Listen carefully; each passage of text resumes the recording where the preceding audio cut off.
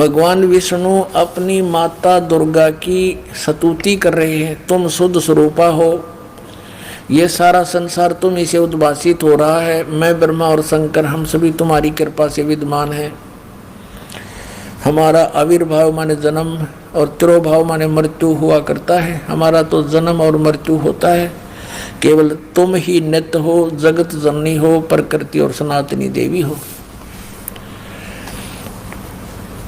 भगवान शंकर बोले, देवी यदि महाभाग विष्णु तुम्ही से प्रकट हुए हैं तो उनके बाद उत्पन्न होने वाले ब्रह्मा भी तुम्हारे बालक हुए, फिर मैं तमोगुणी लीला करने वाला शंकर क्या तुम्हारी संतान नहीं हुआ? अर्थात मुझे भी उत्पन्न करने वाली तुम ही हो। शिवे संपूर्ण संसार की सृष्टि करने में तुम बड़ी चतुर हो। तीन पुत्र अष्टंगी जाए, ब्रह्मा विष्णु शिव नाम धराए।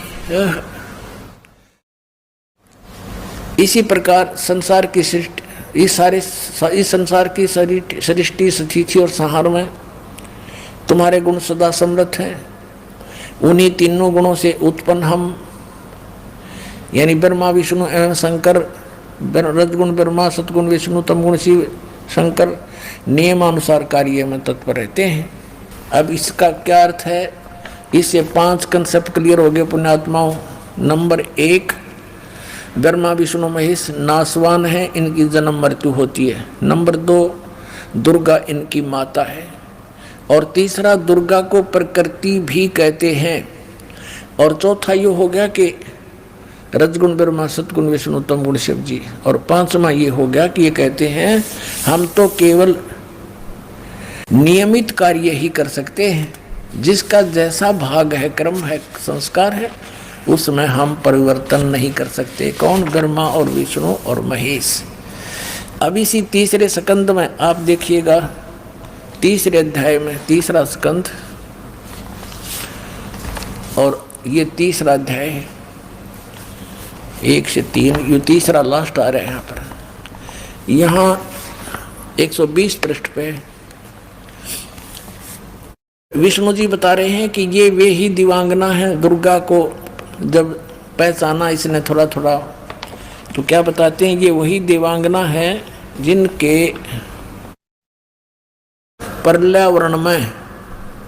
पर्यावरण में मुझे दर्शन हुए थे। जब कुछ नहीं था उस समय मैंने इसके दर्शन करे थे, दुर्गा के।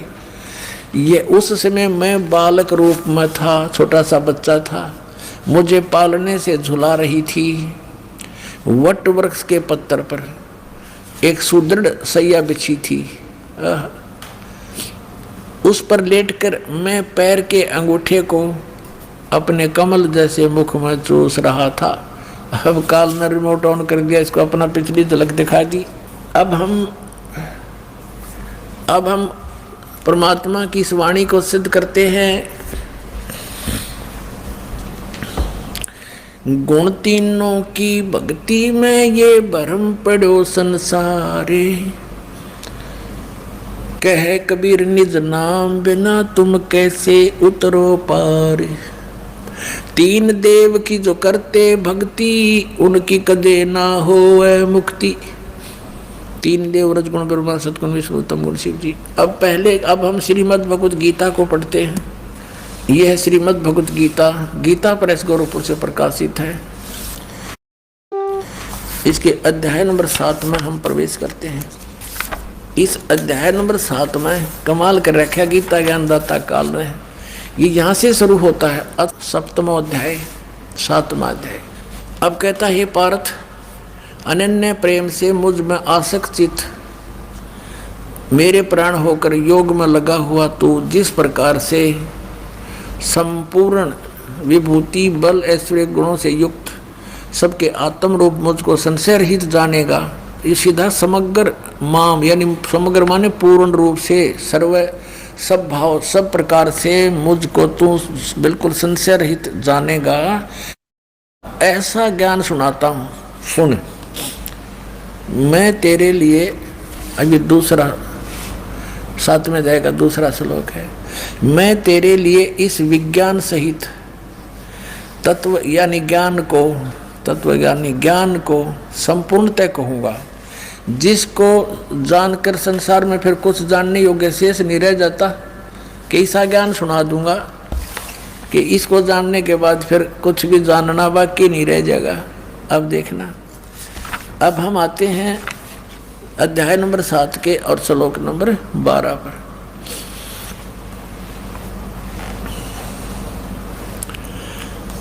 अब गीता ज्ञानदाता कहता है, और भी जो सतगुण से उत्पन्न होने वाले भाव हैं और रजगुण से तथा तमगुण से उत्पन्न होने वाले भाव हैं, उन सब को तो मुझसे ही होने वाले हैं ऐसा जान, परंतु वास्तव में उनमें मैं और वे मुझ में नहीं है। अभी आपको शिव पुराण में दिखाया था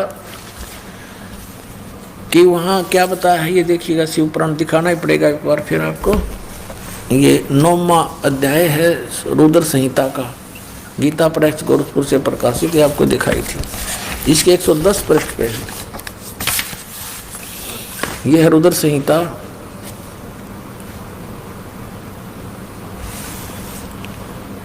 और सिंह शिव पुराण 110 पृष्ठ यहाँ पढ़ा था हमने। इस प्रकार ब्रह्मा विष्णु रुद्र इन 3 देवताओं में गुण हैं, और ये परंतु शिव ये काल रूपी ब्रह्म, जो गीता भी वही बोल रहा है, यो इनसे परे है। गुण अतीत माने इनसे परे। अब ये भी कंसेप्ट क्लियर करना पड़ेगा कि रजगुण ब्रह्मा, सतगुण विष्णु, तमगुण शिव जी है, अन्यथा ये अनाड़ी अज्ञानी ऋषि मंडलेश्वर ये गुरु फिर से आपको विचलित कर सकते हैं। ये देखिएगा, मार्कंडेय पुराण गीता प्रेस गोरखपुर से प्रकाशित है, ये यहाँ से प्रकाशित है। और इसके 123 पृष्ठ पर आपको ले चलते हैं। ये 123 पृष्ठ है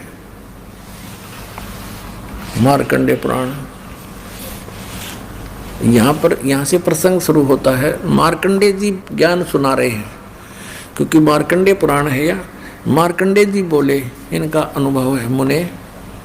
यहाँ पढ़ेंगे। इस तरह स्वयंभू परमात्मा की 3 अवस्थाएं होती हैं। रजोगुण प्रधान ब्रह्मा, तमोगुण प्रधान रुद्र और सत्व प्रधान विश्वपालक विष्णु हैं। ये ही 3 देवता हैं और यही 3 गुण हैं। हो गया कंसेप्ट क्लियर। ब्रह्मा विष्णु महेश कहो और ते तीनों गुण कहो। गुण तीनों की भक्ति में ये भूल पड़ो संसार। तीनों गुण यानी ब्रह्मा विष्णु महेश की भक्ति में भूल पड़ो संसार। और कह कबीर निज नाम बिना कैसे उतरो पार। 3 देव की जो करते भक्ति उनकी कदे ना हो मुक्ति। 600 साल पहले परमात्मा ये शब्द बोला करते थे, और आज वो हमारे सदग्रंथ इनका समर्थन कर रहे हैं, जिनको हम शिरोधार्य माना करते थे। अब देखो और कंसेप्ट क्लियर करते हैं कि रजगुण ब्रह्मा, सतगुण विष्णु, तमगुण शिव जी हैं। ये श्री देवी पुराण है। अत देवी भागवतम सभाष्टीकम सहमात्यम, खेमरा श्री कृष्ण दास प्रकाशन बम्बई 4, यहाँ से प्रकाशित है। इसके 3रे स्कंद में आते हैं। अत श्रीमद देवी भागवते भाषा टीका युक्ते 3य स्कंद प्रारंभते। इसके हम 11 पृष्ठ पर पहुँचते हैं। ये 11 पृष्ठ है अध्याय 5 का 3य स्कंद का, और इसका 8वां मंत्र हम पढ़ेंगे। 7वां या अंत हुआ, 8वां प्रारंभ हुआ। हे माता, यदि हमारे ऊपर सदा आप दयायुक्त हो तो हमको तमोगुण में किस प्रकार प्रदान किया है। ब्रह्मा रजोगुण और हरि सतगुण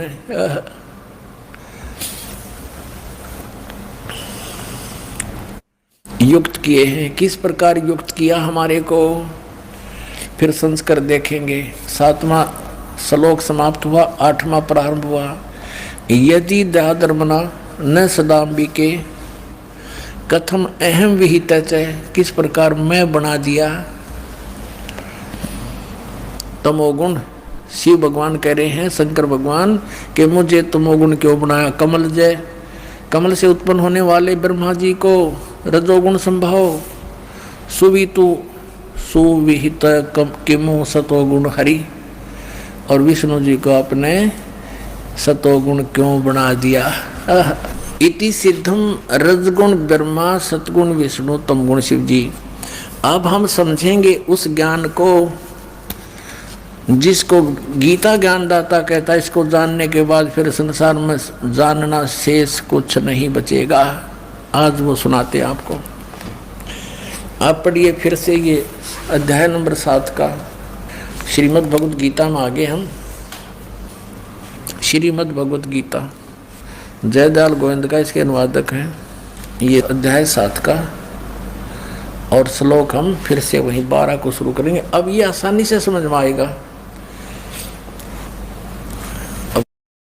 अब 12वां श्लोक है, और भी जो सत्वगुण से उत्पन्न होने वाले भाव हैं, सत्गुण माने विष्णु से सतिथि, और रजगुण तथा रजोगुण से तथा तमोगुण से, रजोगुण से उत्पत्ति, तमोगुण से संहार, ये होने वाले भाव हैं। उन सब को मुझ से ही होने वाले हैं ऐसा जान, क्योंकि काल को इनके पिता को 1 लाख मानव शरीरधारी प्राणी खाने पड़ते हैं। उनके लिए इसने तीनों पुत्रों को एक एक गुण युक्त कर दिया। आप इनसे दूर रहता है, कभी किसी के सामने नहीं आता। और कहते हैं काल निरंजन सुन ठिकाना, ब्रह्मा विष्णु शिव वेद नहीं जाना। 21 में ब्रह्मांड में रहता बहुत दूर, और ब्रह्मा विष्णु महेश भी उनके विषय में नहीं जान सके, अपने पिता के विषय में। और उस परम पिता ने जो सबका पिता है, सबका बाबा है, सबका दादा है, उसने आके बताई फिर सारी हिस्ट्री सृष्टि। उन्होंने खुद रची। कबीर साहब ने अपनी रची हुई को आप ही बता सकता है। यही वेद कहते हैं कि अपनी सृष्टि को वो स्वयं ही ठीक ठीक बताने के लिए आता है, वही बताता है। अब हमने 12वां श्लोक पढ़ लिया, अब 13वां पढ़ेंगे। अध्याय नंबर 7 का गीता जी का। अब 13वां श्लोक देखिएगा। गुणों के कार्य रूप सात्विक, राजस और तामस, इन तीनों प्रकार के भावों से ये सारा संसार प्राणी समुदाय मोहित हो रहा है। इन तीनों गुणों से परे, रजगुण ब्रह्मा सतगुण विष्णु तमगुण शिव जी से परे मुझ अविनाशी को नहीं जानता। ये काल अपने आप को कह रहा है कि मुझ अविनाशी को नहीं जानता। ब्रह्मा विष्णु महेश तक सीमित है, इसका भाव ये है कहने का। अब 14वें श्लोक में क्या कहा है कि क्योंकि यह अलौकिक अर्थात अति अद्भुत त्रिगुणमयी मेरी माया बड़ी दुस्तर है। रजगुण ब्रह्मा सतगुण विष्णु तमगुण शिव जी के द्वारा बनाया गया ये इंद्रजाल कहते बड़ा खतरनाक है। और जो पुरुष मुझ को निरंतर भजते हैं वो इस माया को उल्लंघन कर जाते हैं। यानी ब्रह्मा विष्णु महेश से अधिक लाभ प्राप्त होता है इस काल की पूजा करने वाले, ब्रह्म की साधना करने वालों को। ये कहता है कि जो इन तीनों गुणों की भक्ति छोड़कर, रजगुण ब्रह्मा सतगुण विष्णु तमगुण शिव जी की, वो मेरी भक्ति करते हैं तो इनसे ज्यादा लाभ वो ब्रह्म लोक में चले जाते हैं। अब 15वें श्लोक में कमाल कर दिया। 7वें अध्याय के 15वें श्लोक को मैं कमाल कर दिया। माया के द्वारा रजगुण ब्रह्मा सतगुण विष्णु तमगुण शिव जी त्रिगुणमयी मेरी माया के द्वारा जिनका ज्ञान हरा जा चुका है, जो इन ब्रह्मा विष्णु महेश से ऊपर कुछ भी सुनने को तैयार नहीं, किस भक्ति नहीं करना चाहते, असुर स्वभाव को धारण किए हुए मनुष्यों में नीच, ओए होए होए, दूषित कर्म करने वाले मूढ़ लोग मुझको नहीं भजते। अब इससे ये भी सिद्ध हो गया कि ये तीनों गुण भी भजने योग्य हैं। रजगुण ब्रह्मा सतगुण विष्णु तमगुण शिव जी, इनकी भी भक्ति होती है, योग्य तो नहीं है, यानी इनकी भी कोई पूजा करता है। इसलिए कहता है काल कि ये तीनों गुणों के द्वारा जिनकी बुद्धि खराब हो चुकी है, ज्ञान हरा जा चुका है, इनसे ऊपर किसी की बात सुनने को तैयार नहीं, मरने मारने को तैयार हो जाते हैं। कहते हैं राक्षस स्वभाव को धारण किए मनुष्यों में नीच, दूषित कर्म करने वाले मूर्ख, ये ब्रह्म कहता है मेरी साधना भी ना करते ये पुण्यात्माओं। परमात्मा ने 600 वर्ष पहले ये ज्ञान दिया था, जो उन अज्ञानियों ने परमात्मा के साथ बड़ा विरोध करवा दिया, हमें ही मिसगाइड करके अपने पिता का शत्रु बना दिया। अब इसमें स्पष्ट कर दिया है कि श्री ब्रह्मा रजगुण, श्री विष्णु सतगुण और श्री शिव तमगुण की पूजा करने वालों को ये चार उपमा दे दी। राक्षस स्वभाव को धारण किए हुए, मनुष्यों में नीच दूषित कर्म करने वाले मूर्ख। अपने आत्माओं, हम जिन सदग्रंथों को शिरोधार्य मानते हैं, आज वही हमारी क्रियाओं को जो उन नकलियों द्वारा हमारे अंदर फीड कर दी गई थी, थोप दी गई थी, उनको बुरी बता रहे हैं। और यही परमात्मा स्वयं आकर बताया करते थे कि गुण तीनों की भक्ति में भूल पड़ो संसार, और कह कबीर निज नाम बिना तुम कैसे उतरो पार। तीन देव की जो करते भक्ति, उनकी कदे न हो मुक्ति। अब जैसे हिरण्यकशिपु ने रजगुण ब्रह्मा की उपासना भक्ति की थी और उससे सिद्धियां प्राप्त करके उसने कैसे जुल्म ढाए, अपने ही पुत्र पर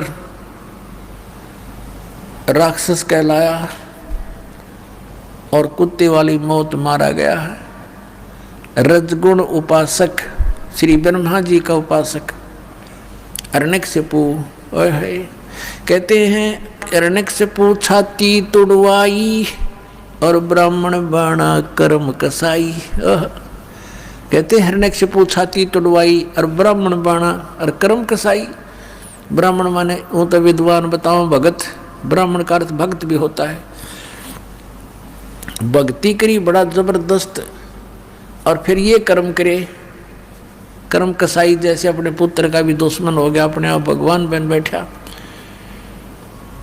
राक्षस स्वभाव को धारण किए हुए मनुष्यों में नीच दूषित कर्म करने वाले दुष्ट मूर्ख। अब हिरण्यकशिपु ने एक छोटे से मासूम बालक को मारने के लिए कितने ओछे हथकंडे अपनाए, अपने ही पुत्र को। तो बताओ, राक्षस में और दुष्ट में, मूर्ख में, दूषित कर्म करने वाले में और कौन सी कसर रही। भगवान शिव तमोगुण की भक्ति करता था कौन? रावण। और कैसा जुल्म किया, सूरवीर होकर के पराई स्त्री को उठावे, इस जितना दुष्ट कर्म कोई हो ही नहीं सकता। और फिर त्रिलोक की भगवान की पत्नी, जिनको माँ की दृष्टि से देखा जाता है, उस माता को उठा लाया, सीता जी को, और उसको पत्नी बनाने की कुचेष्टा करता रहा। लेकिन वो अलग बात है, सफल नहीं हो सका, बाकी उसकी नीत गंदी थी। और ऐसी उपासना करता था भगवान शिव की, आज के तो कोई भक्ति कर नहीं सकता, ना कर सका। यहाँ से गर्दन काट के और अपनी बलि दे दी थी 10 बार। इतना ये भगवान वर्कडन दे देते हैं, जैसा किया वैसा ही 10 बार इसको जीवन दे दिया। लेकिन मोक्ष नहीं, कर्म के दंड का बचाव नहीं। हिरण्यकशिपु ये तमोगुण शिव की भक्ति करता था कौन? भस्मागिरी एक तपस्वी था। भगवान शिव के द्वार के सामने, उनके महल के सामने, रेजिडेंस के सामने ऊपर को पैर करके नीचे को सिर करके खड़ा हो गया। 12 वर्ष तक खड़ा रहा। तब पार्वती ने कहा कि हे भगवान, आप तो समर्थ हैं, महादेवों के देव हैं, आप क्या नहीं कर सकते? क्या मांगता आपका पुजारी, इसको फ्री करो।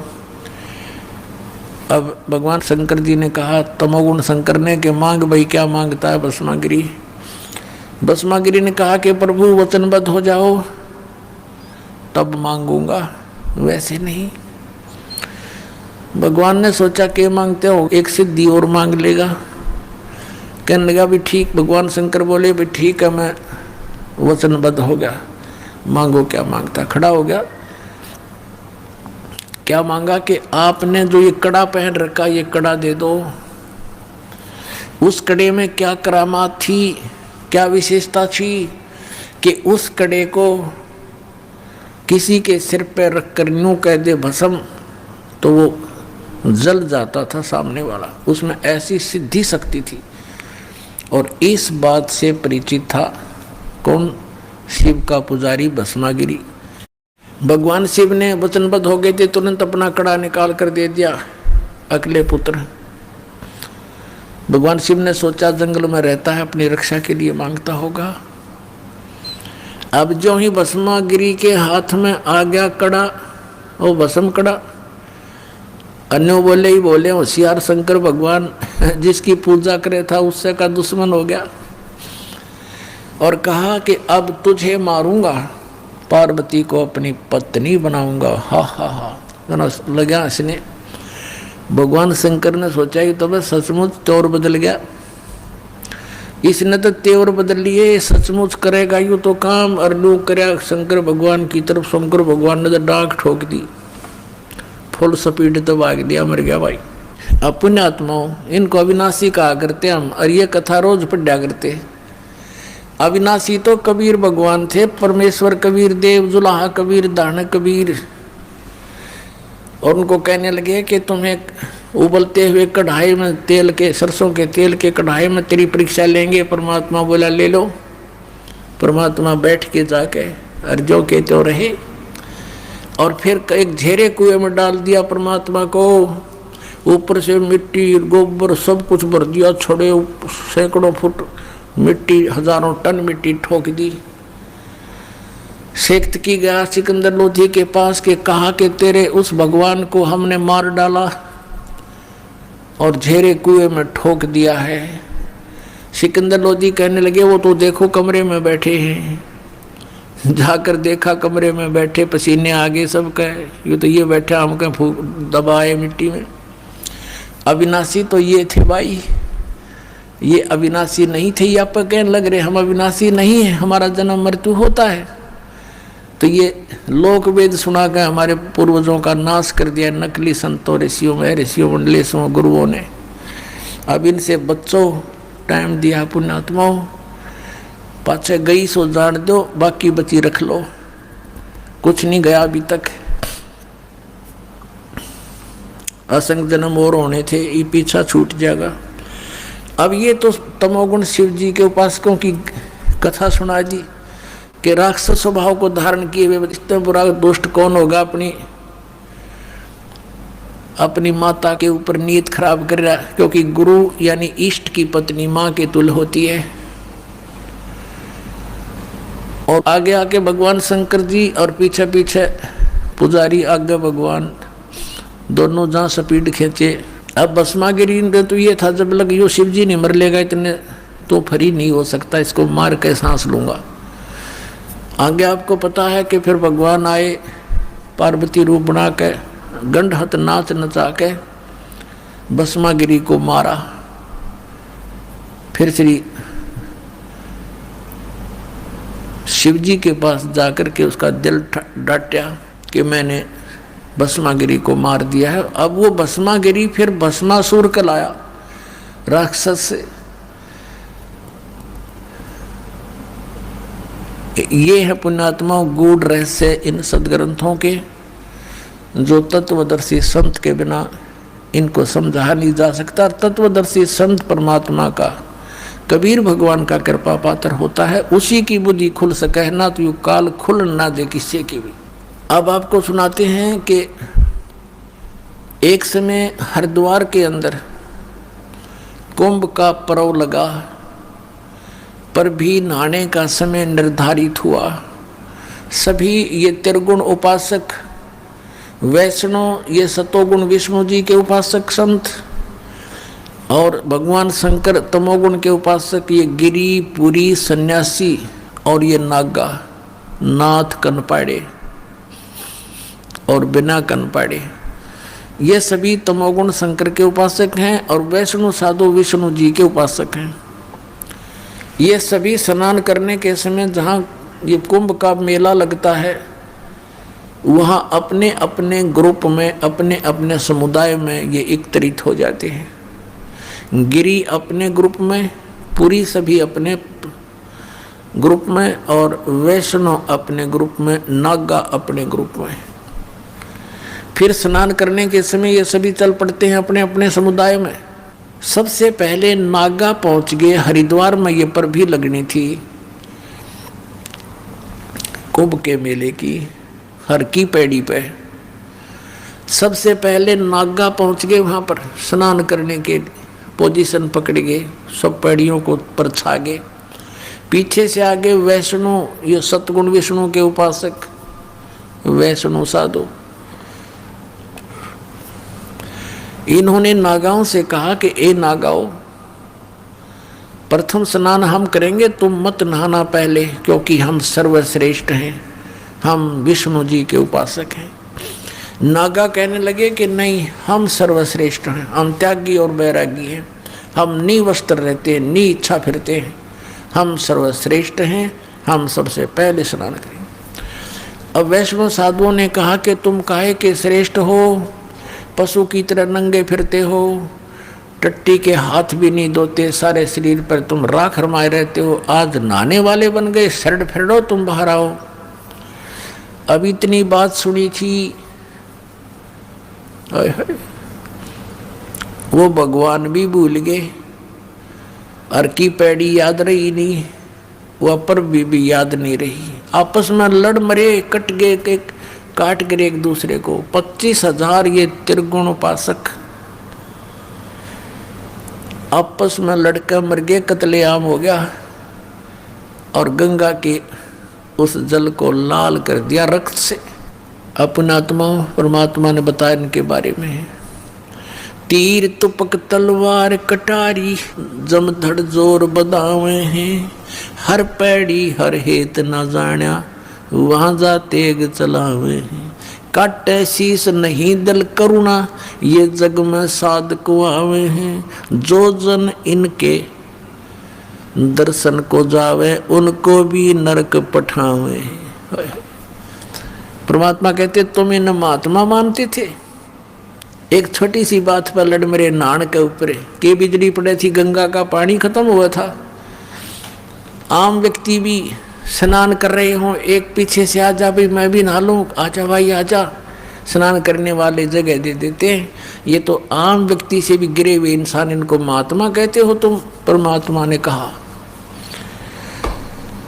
कट शीस नहीं दल करुणा, इनके दिल में दया भी नहीं, और ये जग में साधक आवे हैं,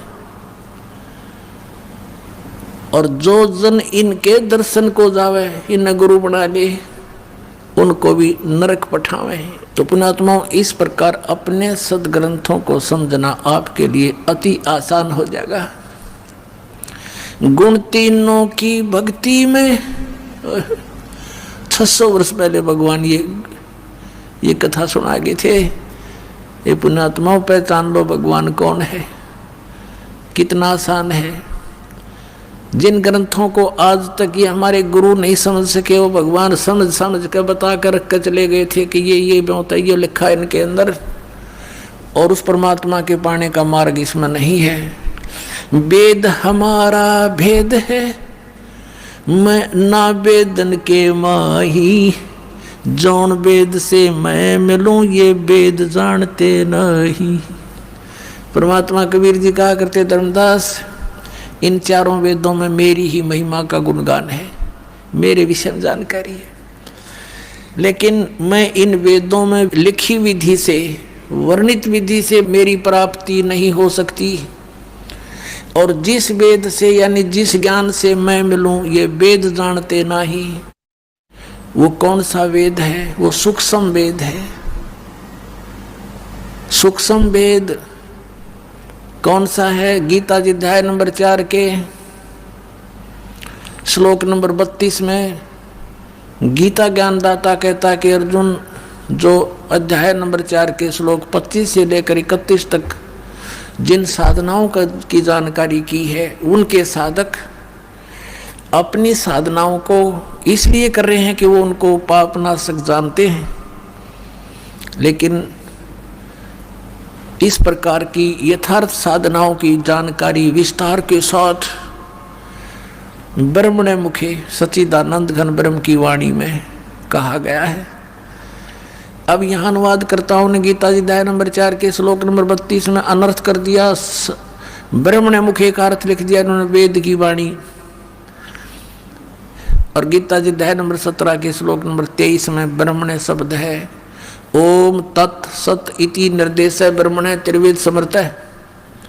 वहां पर इन्होंने ठीक अनुवाद कर रखा है। ब्रह्मणे माने सच्चिदानंद घन ब्रह्म, यानी परम अक्षर ब्रह्म, वो पूर्ण परमात्मा के पाने का ओम तत्सत इति निर्देश है, नथिंग एल्स। निर्देशन माने फाइनल फैसला, डायरेक्शन, ऑर्डर एंड डायरेक्शन, ये निर्देश है। और जो ओम नमः शिवाय, ये ओंकार रंकार ज्योति निरंजन सतनाम आदि ये 5 नाम, अकाल मूर्त सब स्वरूपी राम सतपुरुष, ये नहीं, ये मंत्र मोक्षदायक नहीं है। इसी के परिणाम स्वरूप राधा स्वामी पंथ के प्रवर्तक श्री शिवदयाल जी वो भूत बने, प्रेत बने और अपनी शिष्या बुक्की में उस लड़की में आकर प्रवेश करके फिर लगे हुक्का पीने, लगे फिर पलंग पर बैठ कर उसी तरह फंड करने। तो पुण्यात्माओं, गरीबदास जी कहते हैं कि सतगुरु पुरुष कबीर हैं ये चारों युग प्रवान, ये झूठे गुरु अमर गए, ये हो गए भूत मसान।